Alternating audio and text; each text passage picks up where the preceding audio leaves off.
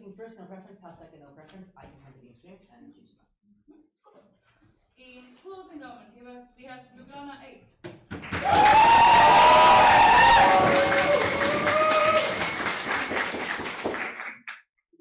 Matthias speaking first, happy to be streamed. Lucia speaking second. And last we have in closing opposition Sofia A.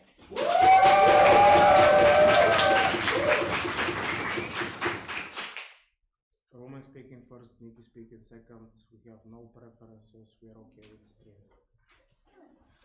In that case, please don't be using time cap, which should make a sound at 6. In between that, please open your eyes and take your eyes. Unless there are any questions, then without any further ado, I would like to welcome the Prime Minister. Here he is.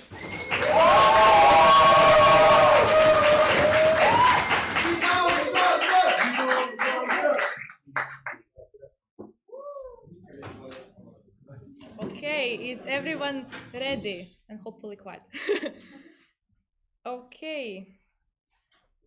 3, 2, 1, go. Something that the OG will give you is like 2 characterization. First of all, characterization of why governments could use this battle, like on elections and stuff like that. And secondly, why it could be sold to even people who are in governments, who are in police, and then use badly on their people. So we have twofold something that like everyone can engage with. Okay, so first of all, how do we characterize this? What we have to know is this, like having your phone is something you have in your arm all of the day, or at least it's in your pocket. Even if it's on plane mode, you can access the camera, you can access the microphone. So it's something where you can access something that everybody is doing, saying at any time at the moment. Camera can always be turned on, even if you don't know that is happening. So this is something what we know is hidden, and you will not know if it's on your phone, and it's something that is always on to you. For example, your computer, your location, everything, even if you turn it completely off. Okay, now first of all, in our case, why this could probably be sent like sold to somebody who is not even the government. We're telling that the problem with this is that this is like also a company. So the NSO is a company that also wants profit. We're telling that in a lot of countries, big companies have a lot more profit than, for example, the government has. At that sense, they could offer a really big high price, and then because of the NSO, their intentions completely are not like being just governmental, because there is no like checks and balances for them if they can just get a lot of fucking money, which the CEO probably wants because they're the only one developing this and selling this in the first place.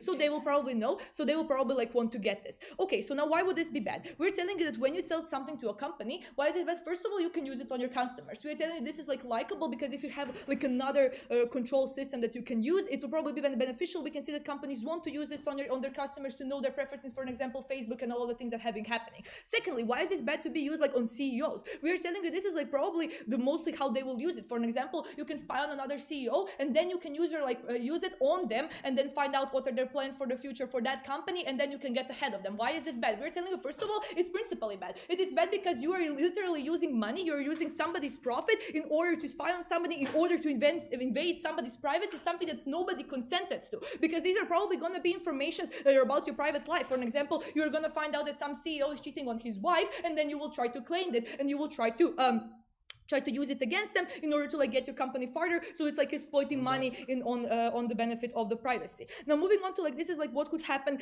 on the companies and the like customers. I will talk about that later. But secondly, moving on to governments, which is also really important. Okay, when we are telling you that first of all, the problem is also, first of all, one fold is the principle, second is the practical. We are telling you what is the problem like with the principle of governments having this. We are telling you that in current state, we also have like a problem of disproportionate power of state over their citizens. Firstly, what they can use is they can use military against you. They can use the police against you. They literally use brutality to put you in the jail, so then you have no power over them. The only power over them that you have is, for example, voting for them, and them also giving you information back, so you can like inform yourself and then vote informatively and know what is happening. So this is like the only thing that they can give you back in order for you to maximize your self-benefit and maximize your own like contribution to the world and your happiness, which is important to us, because if you do not have this freedom, you're basically a slave and you cannot like maximize all of your benefits that you want to claim. So why is this happening like opposite when you have this? We're telling that the governments can also use this on their people, especially like governments that are not completely democratic and even a little bit oppressive. We're telling that they can use this, for an example, on minorities. They can spy on minorities, for an example, especially minorities that want to like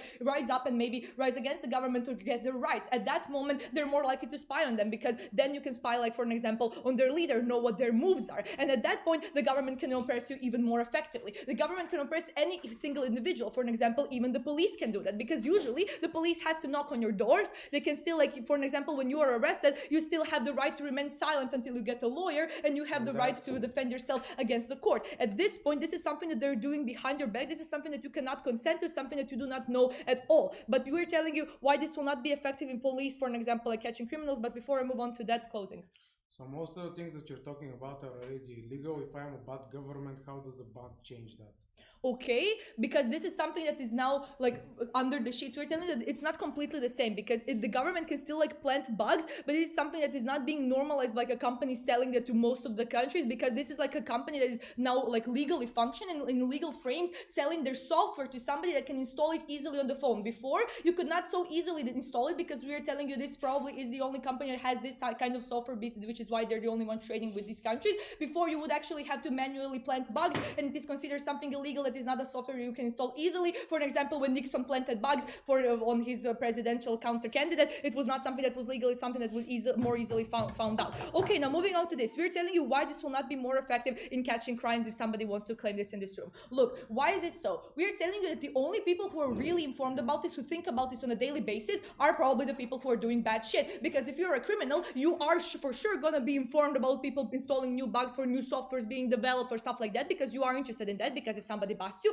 you're in fucking jail for the rest of your life. So at that point, you're the one who is actually informed about this. You're the one who researches this. And when you know that there is a possibility of them installing something, because now they're trading with the EU, at that point, you're probably not even going to use your phone. You're going to find some kind of an alternative. But you're the one who is the only one informed about this. You're telling that the proximate, like the normal citizens, for example, until this round, maybe I'm uneducated, but I didn't know about this because I do not care. At that point, there is like also disproportionate power of people who are not like criminals. And then when you try to actually catch criminals, it will not be possible. But the common folks are the ones who are going to be disprivileged, who do not know about this, who do not research it, and who are not actively informed, like in, for an example, voting polls, voting policies, or stuff like that the country is trying to pass on you. So you're the only one being left uninformed. Okay. So this is why we're not effective. Now moving on to like the government. The government can also use this in a bad way on their citizens and on their opponents. We're telling that the government can use this, for an example, for fixing elections, because whoever is currently the most important, like for the president, he is the one who can also like spy on the other people in the government, who can spy on the people, who can like create polls, spy on anyone in the country, basically, because he has the access, because he is currently in charge in the government. And these companies, if we conclude that they're selling it to the government, the one who has like the highest claim, for an example, president in America, who has like the final say on things, is probably the one who can also install this and say yes to where you are installing it, where you are like contributing it, etc. Or you have the power of the people who are under you, or the CIA or whatever the fact who is controlling this. At that point, you can control the elections. Why is this bad? Again, because you as an informed citizen living in a country cannot actually access your right to voting, cannot access your right to actually choosing somebody who you want, access to non-fixed elections. Why is it bad? At the end of the day, it is not reflecting the will of the people in the country. Why is this bad? Because if my will is not reflected, then I am less likely to be happy, then I cannot vote for anything that actually interests me. Okay, now why is it principally okay for the EU to be the one who actually like abolish this? We're telling you this is really important, because first of all, we're telling you this changes the how the people act. We're telling you that in the EU, first of all, people are already paranoid, because we had a whole Facebook scandal, and when the other side is trying to tell us, oh, you can just discover it and then I don't know, take care of it and remove it, we're telling you that it's not something that's happening, because you can see on Facebook what happened is that they literally didn't care about it. When they went to prosecution, nobody cared, nobody actually prosecuted them. At that point, we are telling you that this is not something that happens, and because of that, we are telling that the EU has a principle to protect the rights of its citizens, and this is why you should vote Zagreb.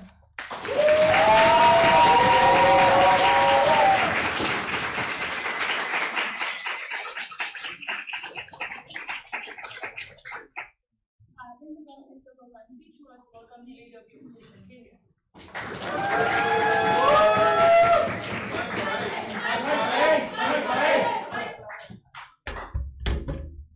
Cool.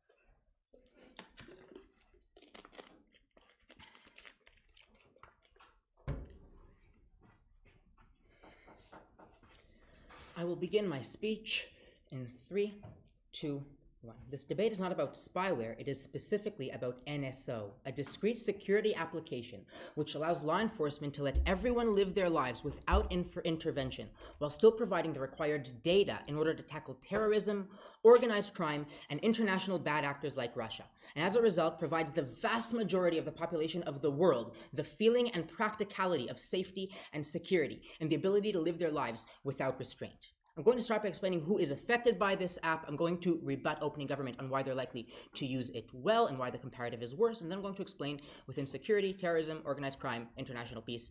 Let's get right into it. So, who is affected by this group? Who is affected by this app? Two groups of people. One, people who do bad things. With that group of people, we get the info of whether, what, how, and when they're going to do a bad thing, and we can stop them. We don't care about hurting these people's right to privacy because they gave that up like criminals give up their right not to sit in prison. Then there's the second group of people, people who might do bad things. So they show some intention, they show some affiliation, they show some rhetoric, and the government decides to apply Pegasus to them. We barely harm them. They don't even know that they're being tracked. No one around them knows that they're being tracked. Privacy only matters when people close to me know my private secrets. No one cares that Facebook knows your secret. Who here, raise your hand, read the terms and services of Facebook? Exactly. Secondly, we get early prevention. So we can arrest these people, have a talk with them, let them know that they are on our radar, and then deter them from committing further crimes because they know they'll get caught. And thirdly, we can do positive intervention. If I learn that a specific mosque radicalizes, I can replace the imam there. I can bring in social services or law enforcement to protect vulnerable young people from even becoming criminals. So our way for privacy over security is that privacy only matters towards my close circle. What people I don't know about me doesn't matter, and security is just so obviously a bigger impact. So our first rebuttal, why are they likely to use it well? First reason for this is that these are liberal countries. It's the EU. So they're accountable to court systems, the EU court, international court. They have an incentive not to have the use of Pegasus banned. Secondly, they have media reports, right? So they report on its existence or who is thought to have it and use it. They can't, if the media says, oh, a CEO was caught having an affair, everyone's going to be so upset at the government for using NSO for that. And thirdly, they have good values. So the people using it in MI6 in the UK or the French police, they don't want to limit people's freedoms. They only want to protect people's safety. Secondly, though, they're likely to safeguard it. Of course they fear it getting into the wrong hands and want to protect it well. They actively need NSO's support because NSO do their best to protect their IP, which is worth billions. That means that it's encrypted. It can't fall into the wrong hands. You need NSO's active support in order to decrypt, to get decryption keys, in order to debug it, in order to be able to keep using it over time. Why is the comparative worse? Because the comparative is NSO selling it to nefarious actors. Note, NSO doesn't want to do this. That's why in the status quo, they don't do this because EU deals are mutually exclusive to selling to other actors, and it's better to get the money from the EU. This is very common with military gear in general. And secondly, NSO just don't want criticism. They don't want their own employees to feel like they're working for the devil. They prefer that their tool would stop terrorism in bad regimes than work for bad regimes. But they do need funding. They made the program. They invested billions. They have tons of employees. They have debt to investors. And Israel does allow selling cyber weaponry to any bad actor, which means that if they can't sell it to good actors, they have to sell it to bad actors. Before I get into terrorism, let's take closing. The whole case of LO right now falls if we manage to show you that the police in the EU is not actually a benevolent actor that works well. Without this, falls everything. That's a false dichotomy. They're not a good or bad actor. Even if you show that they're a little bit, sometimes bad, we still get the majority of use. Second, if. Okay, security, terrorism. Why is terrorism a problem? First, EU intervenes in the rest of the world, and then the rest of the world wants to intervene back. This looks like fighting the Taliban or fighting arms of the Muslim Brotherhood, trying to protect minorities within those countries. That means a global fight against terrorism. But secondly, specifically within Europe, we have a massive disenfranchised Muslim immigrant minority who are young, suffer a dissonance between their traditional values and the liberal country they live in, often feel ostracized and disenfranchised, and are therefore very easy targets for radicalization. Why do we solve this? First, because now our anti-terror organizations because now we get tips and hints and algorithms and know who has the potential to go into terror. But it is incredibly hard to follow all of them, to track them if only a small percent of them manage to do it. What Pegasus allows us to do is track all of them and then understand specifically who is currently a risk. Secondly, on organized crime. Why is organized crime a problem? Because the modern era gives great tools, right? The dark web and encrypted phones, the fact that you can contact anyone you want. It's very hard, therefore, to prevent crimes. OGs say these people know that Pegasus exists, so they can do crime without all the modern technology. You know what? I'm fine with that. If we take all of the tools of modern technology away from the bad actors and they have to keep doing crime as if we're in the 19th century while law enforcement are in the 21st, maybe 22nd century, we think that's great. So, Point? no, why is this solved? Because we get direct tips of where they will be and when. That means we can stop them. Note, we also learn their secrets. If they're money laundering, let's say money laundering, and I can't prove it with a court order, I can legally rely on the information I got, but even without a court order, the information I got lets me know how I can get other information that will allow me to arrest these people and put them in prison.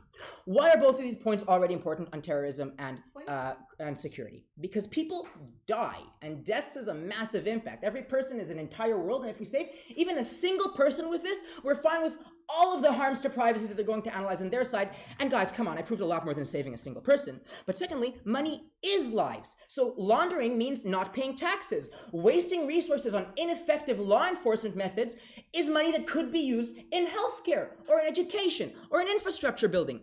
And thirdly, quality of life matters. People have to pay protection to criminal organizations. People who fear walking in their streets, people who get laced drugs, are people who suffer more and are unhappy compared to people whom law enforcement actually protects.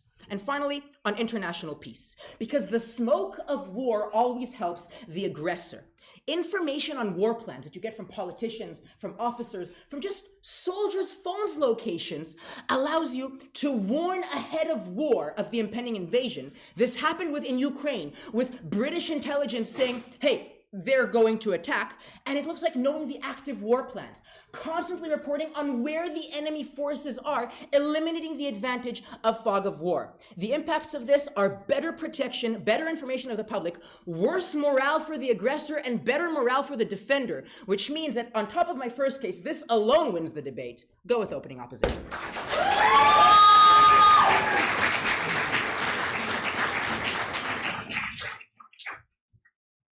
It was also a fine speech. Now I'd like to welcome the Deputy Prime Minister. Here he is.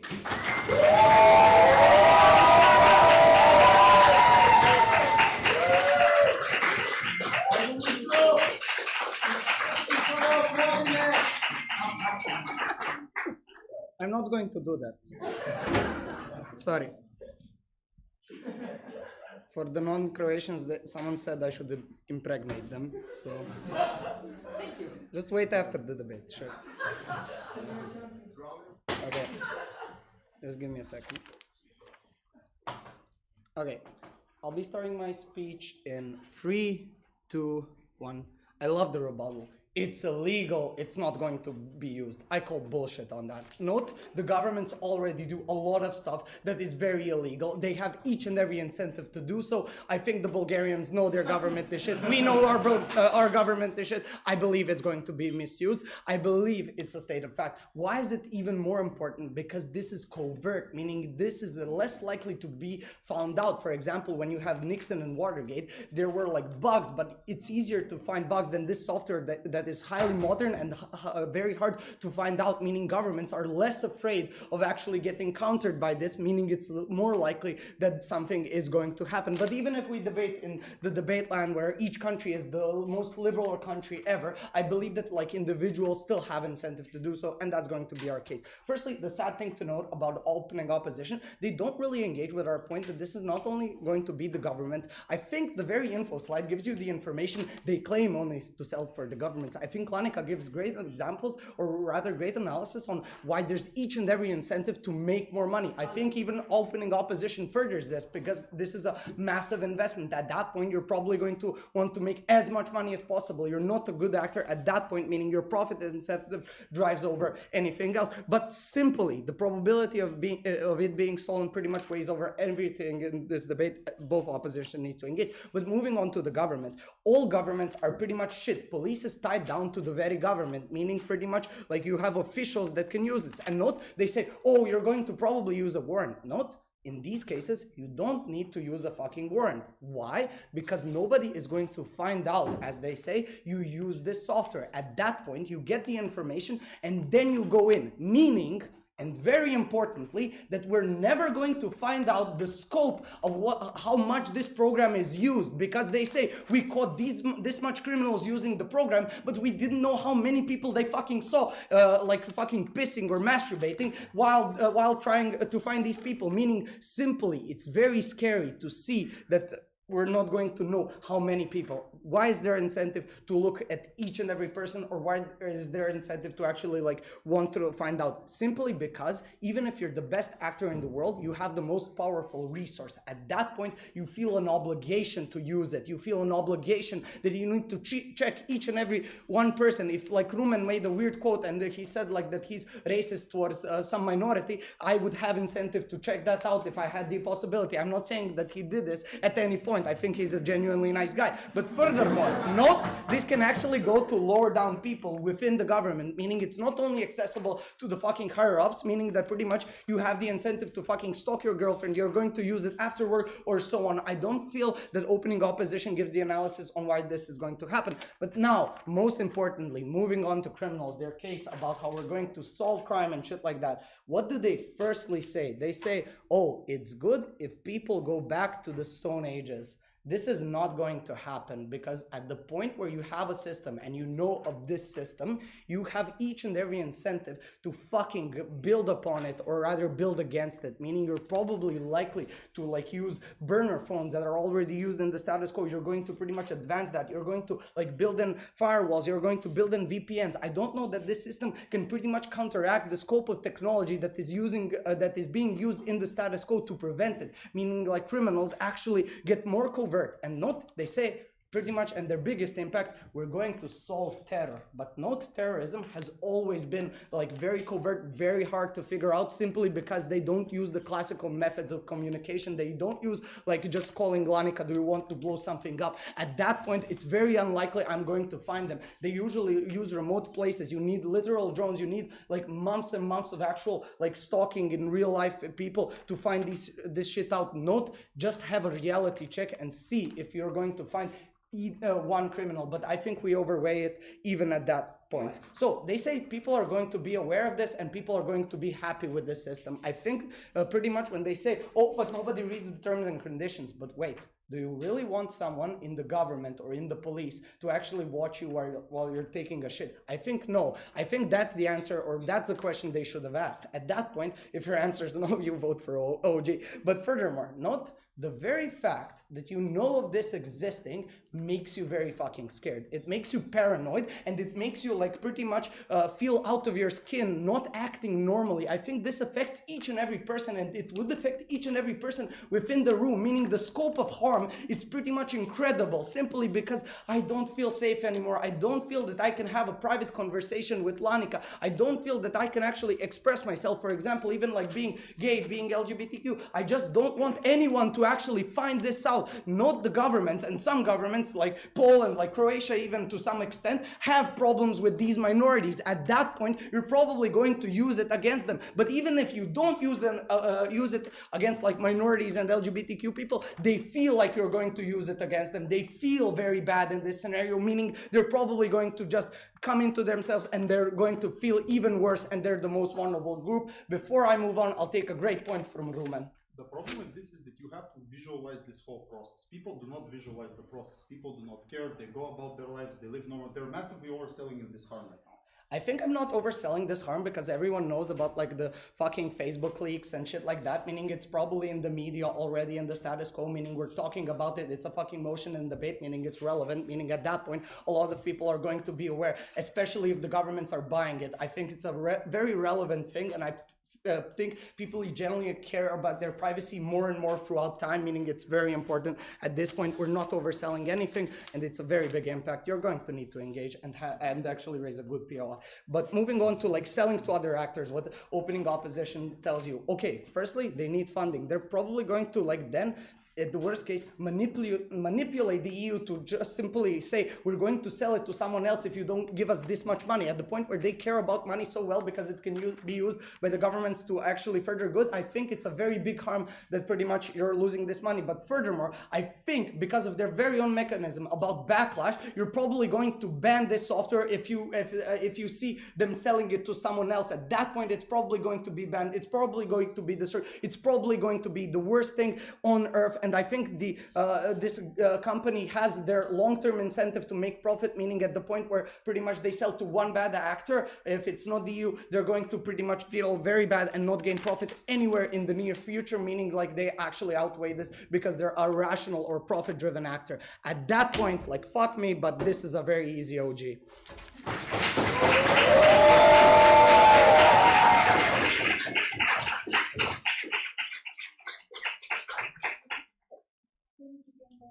Now we'll have to go on the dialogue.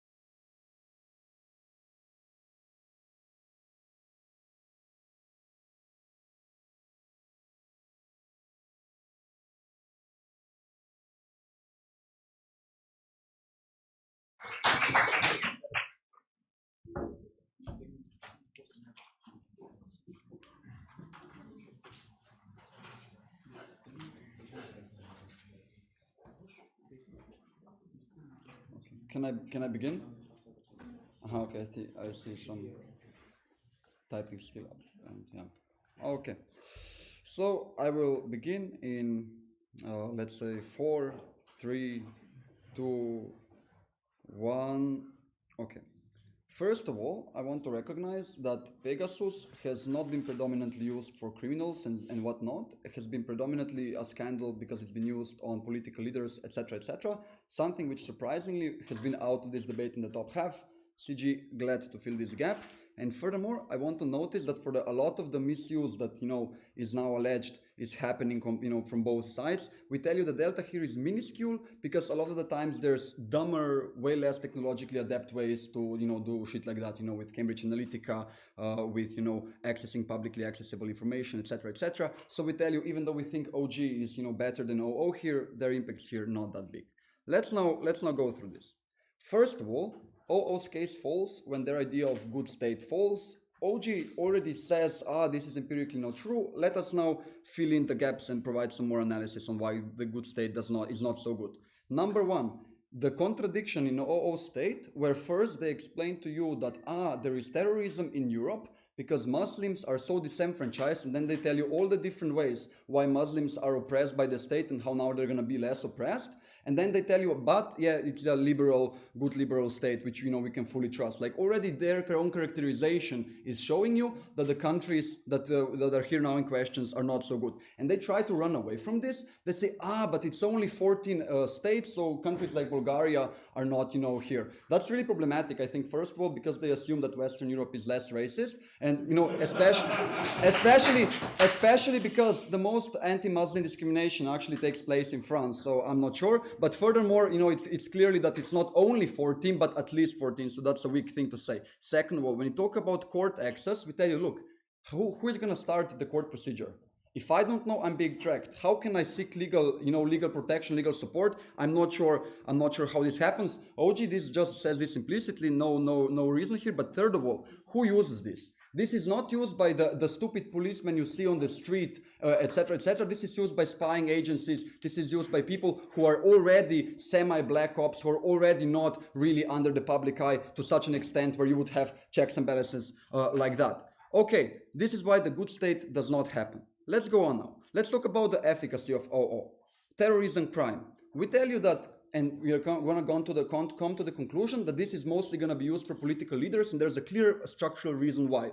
Both for crime and terrorism, you have many points of access as the government to gain information. For instance, when you have the, let's say Russian army, okay, let's call them the terrorist army that we are trying to now see. One, you have satellite scans. It's really hard to conceal 100,000 fucking tanks. Two, you can Google this, like literally Google Maps reports congestion size. This is how the British actually knew where the attacks are going to come from Belarus, because they literally saw the night before the attack happened that, there's a big traffic jam on one road. When you have terrorism, like the terrorist cell operating, there's a lot of movements that happen. There's people coming in the country, people coming out. There's substances being moved. There's different ways, communication channels operated in the past, and you can access those. There's, people who and you are tracking, for a long time, because that they are the first contact for many newcomers. Like you have several different points of entry. You don't necessarily need Pegasus. Pegasus is not a unique, contribution to safety and protection here. The same goes for crime.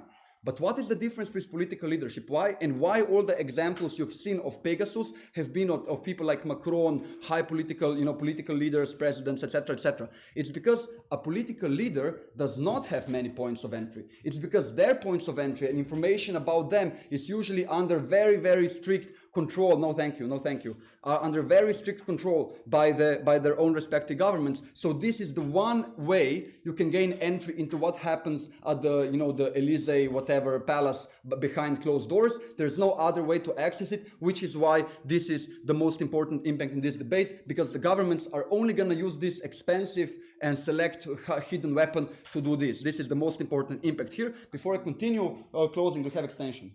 Do you think United States, China, and Iran have this tool? Maybe they do, maybe they don't. I will analyze why there are unique reasons the EU should not be doing this, because the EU does not have necessarily that much to gain from it. Okay, let's analyze why states use this, why there's a perverse incentive for states to use this, while all the at least 14 states have used this. Because you don't know who is using this, right? And there's the collective action problem arises. Because you don't know who is using this, and because this presents a potential security risk for your own high political leadership, you have the perverse incentive as a government to use this to protect yourself, maybe find out who else is using this, maybe to, I don't know, gain the relative advantage that you would otherwise be losing if you would not be using this. Let's now analyze the bad impacts of this. Why do we want to avoid this? First of all, it makes good faith negotiation much harder. Why is this? Let's do a bit of game theory. If I know all the information about the person I'm negotiating with and vice versa is true, the only negotiation that can happen is the zero-sum game, because we know all of our interests totally, which means that because it is in our interest as a state to never have a relative decrease of our power towards their power, all the negotiations are going to be, done exactly like that, as a zero-sum game. This is uniquely bad for the European Union. If the USA and China have this zero-sum game, this happens either way. They already don't like each other. That's fine. But within the European Union, zero-sum game negotiations are uniquely bad. Because why? The European Union is this weird conglomerate between states and a federation, and you cannot afford to have bad faith negotiation. Why is that better when Pegasus is not an option? Because when you don't know all the information, you cannot rely on this access. You don't know what the zero-sum optimum would be. So what you have to do is you have to, expand the compromise, negotiating good faith. Furthermore, a lot of trust can be lost if eventually, as the opening opposition would assume, this comes out and it becomes abundantly clear that you have been using this. And this is uniquely bad for the European Union. Why? Because the European Union can only work insofar as there is continued trust amongst its members and political wills amongst its members to cooperate. When this will is lost, when the members gain, lose all the interest, because they're mad at each other, because they're ashamed, because now Macron has been spied upon, I don't know, by the Germans, you lose a lot of political capital, which can harm the EU on the long run and create a shakier, more tense environment within the European Union. And the final thing that we would say here, when it comes to selling to bad actors, one thing, number one, we find it unlikely that Israel would blackmail the European Union like that, because Israel wants to sustain good relations with the European Union. But second of all, insofar as they can claim leaks and stuff on their site, we can claim the same and say they would not risk, a leakage of selling to a bad actor because of that. CG. I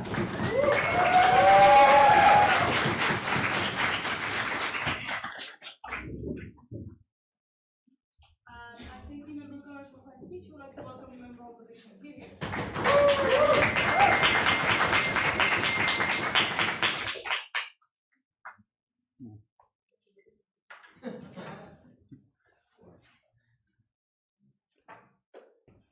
Small table.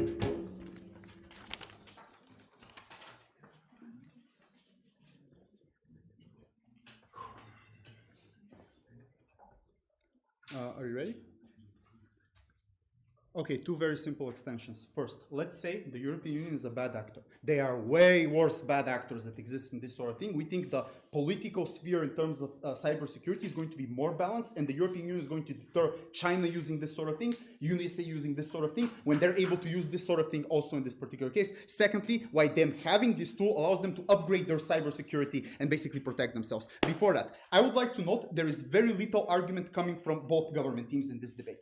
Why is this so? Firstly, as established, spying on you is not that big of a deal. The only problem is someone uses the said spying to create problems. I'm going to give you two responses that are separate as to why you will not use this sort of thing. Firstly, there is a rise in, anti-police and police brutality narrative all across Western Europe. This is due to things like George Floyd. This is due to things like police misuse, etc. This increases political capital for protests. This increases political capital for politicians capitalizing on this sort of thing and creates a pressure to regulate the police, change its members, and conduct misuse. misuse. Police knows this. They're not stupid, so that's why they're changing it. But secondly, police in Europe is very strong in terms of independence. Why? Because it's very important in infrastructure, and it's bipartisan. There are many pressures to keep this sort of thing accountable. They have background checks in many of these sort of cases. I know this doesn't exist in America, but exists. You have accountability, visibility mechanisms, reports coming out, and all these sorts of things. So you're not likely to misuse. Now, CG gives you like new mechanism. Here's you say you will spy on police. Here are three, not police, politicians. Here are three reasons why you're not. Firstly, there is whistleblowers that will exist on this sort of case. Some people will have internal moral push to talk about this sort of thing. Some people will say you spied on this sort of thing. Note, this happens extremely commonly in this sort of thing, as you have examples with Snowden, but every additional example that happens, it leads to more people wanting to do this sort of thing, leads to more people whistleblowing. Secondly, this is complete political suicide if you do this, if you spy on your opposition. Like noted the example, Watergate, Nixon had to resignate based upon this sort of thing. So this is something that people know. If you take this particular risk and you get found out, and note this is immense risk versus, by the way, very tiny benefit. What exactly are you going to find out? Like they screw the prostitute, like they have some kind of thing like this sort of thing. So you're not likely to do this. But thirdly, notice that election cycles are random. You're in power right now, but tomorrow you may not be in power. This means that the same tool can be misused by the other side in this particular case, which aggregates the incentives in the middle, and both sides will be able to use this sort of tool in a better particular way. This destroys GovBench. Solely on rebuttal we built them. Let's get into our case. Not other countries. Okay, yeah. Governments are forced to take this action and take this risk because of collective action pressure from other governments. This is why... No. That's not the case. What collective action problem from other governments? If one government wants to, other government doesn't want to, it will aggregate to the middle, right? Where we use the selectively allocated strategic. This is counterintuitive logic.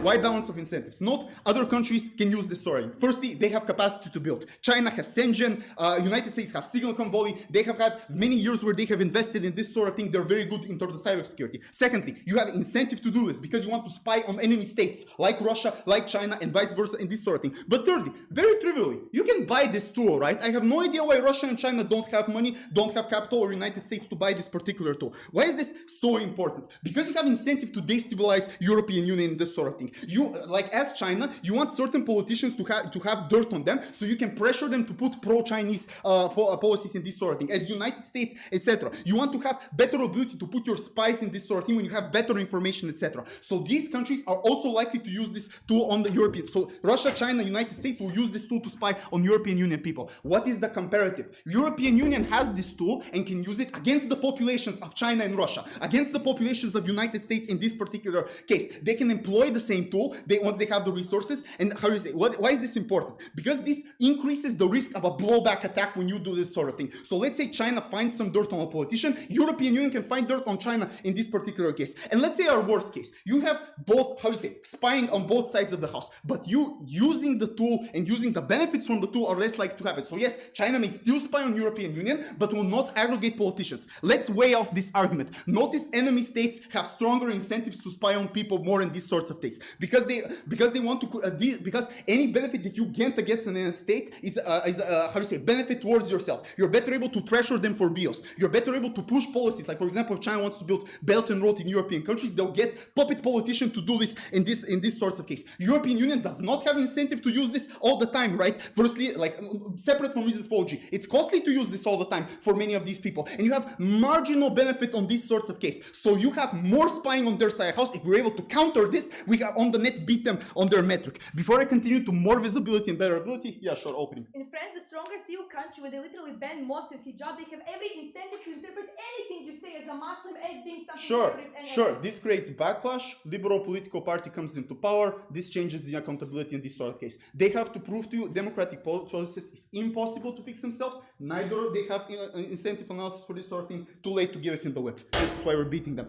More visibility. Notice on our side of the house, when European Union has this tool, they're firstly able to understand it better, but secondly, know when they're being caught. Now, there is a specific framing to this argument. There is a time sensitivity to these sorts of things because of updating. Because every time you're updating the software in this particular case, you have new features, new abilities to spy on these sort of things. If the other side knows it, they can spy on you better on this sort of thing. So when European Union knows this update, so either direct communication with Israeli company, these sorts of things, they're better able to learn about the cybersecurity, better able to understand the practices, and better able to do this sort of thing. But secondly, notice that European Union is not good in terms of spying. Why? Because these are multiple states, they have no incentive to necessarily intervene in the rest of the world, etc. They're not homogeneous. They have competing incentives. Some may want to intervene, others may not want to intervene. Compare this to Russia and China, where you have specific homogeneous incentives to intervene and beat back the other superpower that exists in this sort of case. So you have disproportionate amount to do this. Now they could respond, but why can't European Union just learn this sort of things, right? Just learn.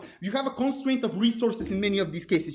It's very hard for you to invest in these type of things when you have to invest in Euro project, healthcare, when there is lack of political will to invest in such a tool in these particular cases. So the best way for you to do it is to understand this type of thing. So why is this so important? You're better able to boost your cybersecurity in this sort of case when you know how this tool is used, when you know in these particular things, when you have first-hand experience in using these type of things. This is when you're better able to protect your civilians. This is when you're better able to stop these types of harms happening. So what is the comparative? If we accept our first comparative that these countries are doing this more, we double this comparative when we have you greater ability to protect yourself from these type of countries, when you're able to boost your cybersecurity, etc. Look, at the end of this debate is very simple. European Union has checks and balance mechanisms to use this particular well. Other states do not, and they have ability to use this tool. So our capacity to counter them with deterrence and to upgrade our cybersecurity should be easy one from CO.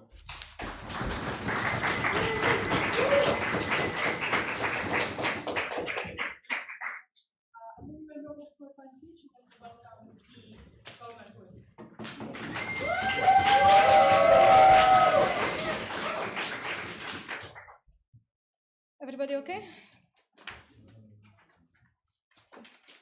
Mattia and I don't particularly care if people are buying Adderall on the dark web to debate better. What we do care about is having good international relations. This is why we win this debate, because we have the biggest delta of any team that is currently debating, right? What Mattia tells you and what is crucial is that he is giving you incentives on why you will use this on specific people, right? What Mattia tells you is following. We spy on the people on which we don't have access otherwise and where the impact is the largest. For regular people and for terrorists, this access is not unique and the impact is really not that large. Why? Because we have a lot of public information readily available that people sometimes, willingly give us by posting on their social media. So we question the necessity of Pegasus for the entire opening half, right? We think that because they fail to prove this exclusivity of this mechanism, they are already out of this debate, right? Let's go over the teams. Let's first take out the op bench, and then I'm going to tell you why we are better than our opening, right? What we get from O is three big things, right? They tell us that the alternative is selling to bad actors, that there's going to be some sort of efficacy in crime, and that lastly, we are going to better people's lives because they're going to feel less tracked. We think that on selling on bad actors, we think that if they have, this check and balance of leaks and investigative journalism, we have it too. I'm not sure why this check and balance would just disappear on our side. We think that people still have an interest to know what's going on. Secondly, we think that they are already selling it to bad actors. If you are a company that is producing such malicious spyware, we think that you really don't have any morals on who you are selling it to. You are probably just hiding it. We think that this is irrelevant for this debate. But lastly, we're fine with sanctioning Israel if that is what it takes. We don't really care how we're going to solve this problem, right? Secondly, on crime, right? We tell you that the EU doesn't intervene anywhere. The EU doesn't have an army. I don't know what they're on about. But then secondly, when we talk about prevention, when we talk about, having information, Mattia tells you very well why there is no necessity to have such a program, right? Because terrorists have to go and come from places, because terrorists, have their own little WhatsApp groups that you can probably access with some, I don't know, melding into their society, right? We think that because we have so much public information, because we were able to tell where Russia is going to attack based on Google Maps and satellites, we think that they don't have any efficacy on their side. No, thank you. Lastly, on tracking, we think that they lose here on scale, right? They tell us that but people are going to feel so much safer in their country. We tell you that they assume that everybody is a terrorist, right? On our side, you are already you're only following people who are actual criminals. There is very little people who are criminals. What is the comparative? The comparative is that everybody is being tracked, that everybody, has this spyware on their phone. We think that on scale they lose, right? Why is O out of this debate? They are empirically wrong. They're irrelevant to debate. They have no exclusivity. And what is then the weighing with the privacy, right? Mattia and I tell you that your right to privacy is an extension of your bodily autonomy, right? We tell you that this is something that is inalienable to you because this is the only thing that is allowing you to live your life as an individual, singularity within a society, right? We tell you that this is uniquely important for people. We don't care, and they don't have efficacy on preventing terrorism, like they lose. Okay, then CO. What is the problem of CO? Firstly, they don't understand the case that Mattia and I are telling you, right? Our case is that state-on-state spying is bad, not state-within-state spying is bad. We don't care about state-within-state because we don't think it has a large impact in this debate. What does have a large impact on this debate is how trust between countries can be eroded. Before that, is selling to nefarious actors. no, it doesn't.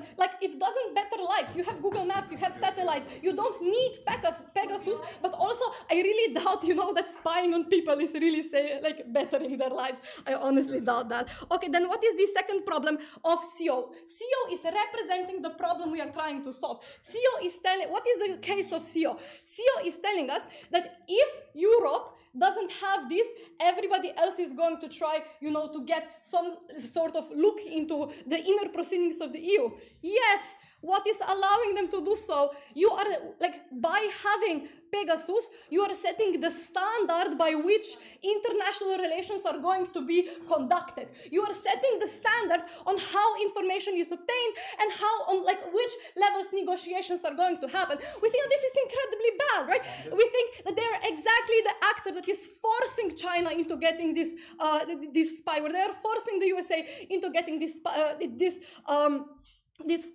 This is the group hysteria that Mattia talks about, right? Because you don't know who exactly has this spyware. You as a country feel pressured to also get it because of, this self-preservation instinct. Because you don't know what information other people have on you. This is exactly why we get such perverse incentive and pervasive use of such programs on their side, right? What do we tell you then? Mattia tells you that this is the first step that you can take to normalize international relations, right? If you have one country who is able to say, no, actually we don't want to spy on you, we want to conduct our negotiations in good faith, that is something that can lessen this group hysteria, that can lessen this pressure and this need for self-preservation, because you are showing other actors on the international level that you are willing to conduct business with them in good faith, in not thinking that they are out to harm you, that you somehow have to outcompete them,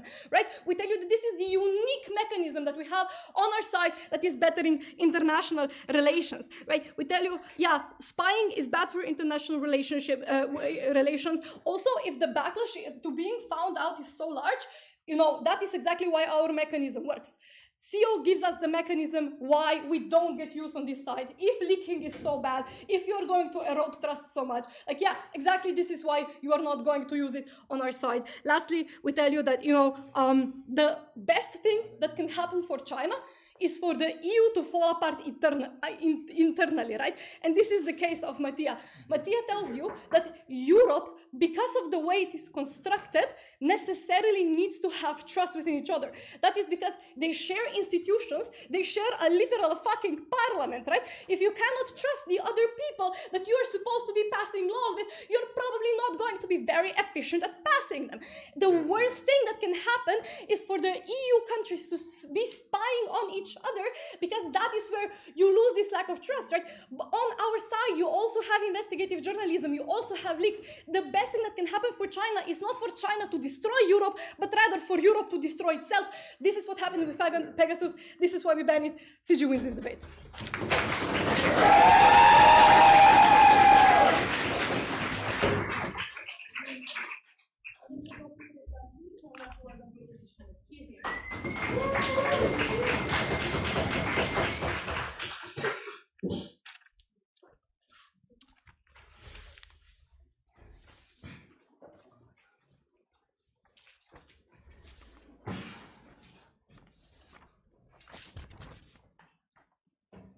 Small table, big boy.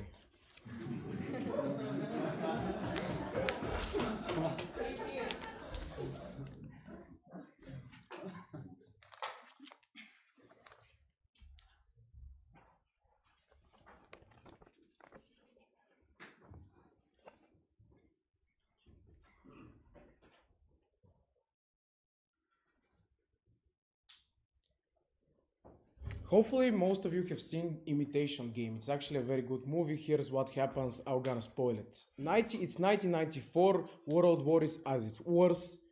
A single gay person is able to create a technology that overrides the whole path of history. And that particular technology is able to help the Allies beat the Axis, beat Hitler, because they're able to crack the information that passes through.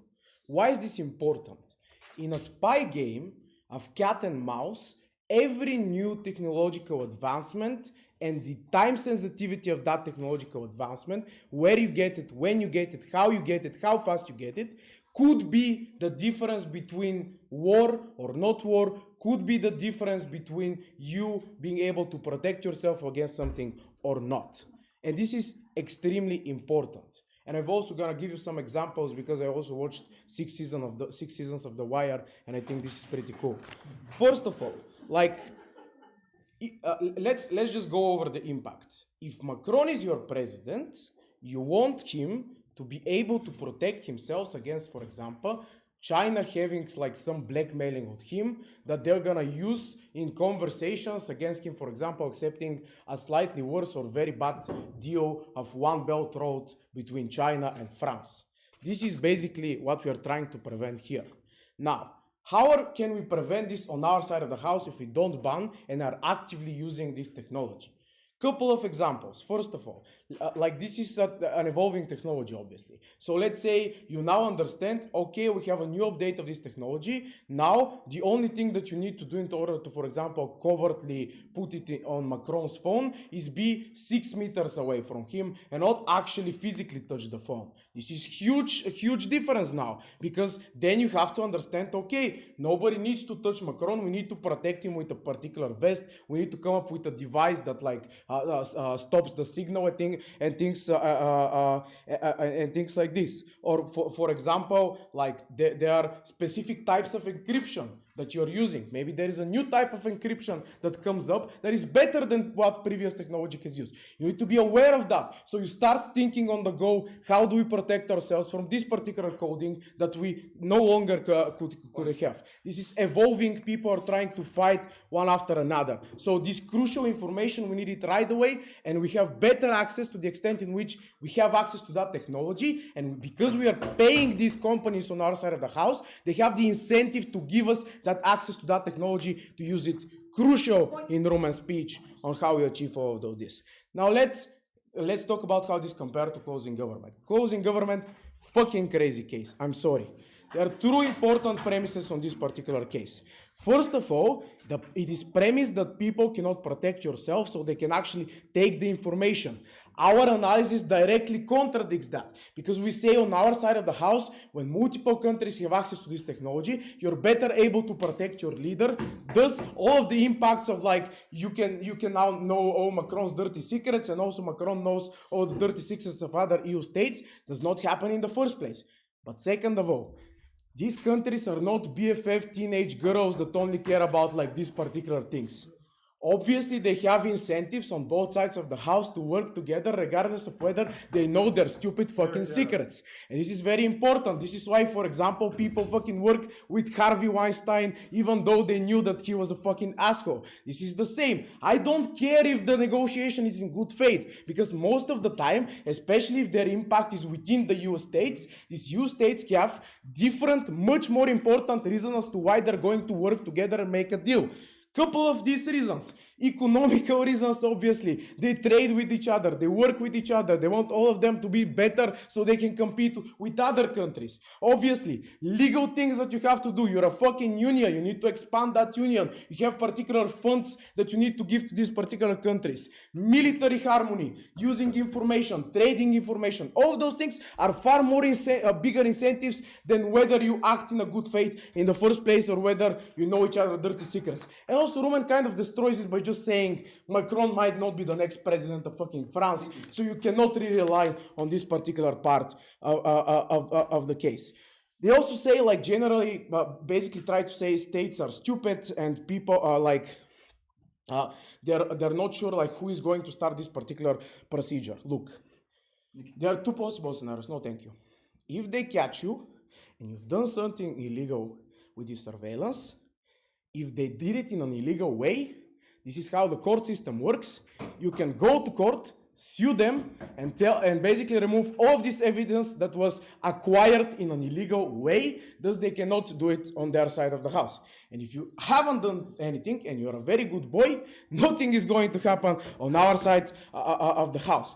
Now, where this is crucial with comparison to responses from opening opposition, we also tell you, we take opposition at best and say, yes, maybe in certain cases, police have the incentive to abuse this. And maybe they will do it in a bad way. We say, no, here are structural reasons as to why there is already existence accountability and trajectory for more accountability towards these particular police enforcement institutions. Thus, this is less likely to happen, especially over time, and there is more scrutiny likely to happen in the particular cases where they have actually abused their power towards private individuals opening. Okay, the most vulnerable groups within the EU are minorities and LGBTQ people. They're afraid to even start a protest because they perceive the government actually hates them, meaning even if you don't stalk them, they think they are stalked. How do you solve this on your side of the house? It is very unclear.